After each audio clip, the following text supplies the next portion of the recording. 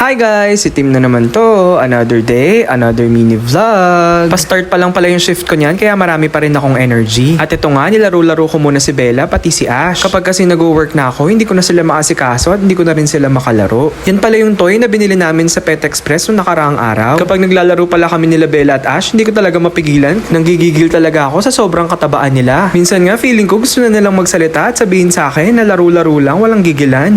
At ayun na nga, hindi pa rin nakontento si Bella, nakipaglaro pa rin siya kahit nakaupo na ako dun sa working station ko. Ito namang si Ash, kunwari pa ay lumapit pero tignan mo naman ang likot-likot. Kung makaakyat, akala mo si Tarzan. At pagkatapos kong ang laruin yung mga babies namin ay nagtrabaho naman ako. Kunwari lang, busy-busy yan pero hindi naman talaga.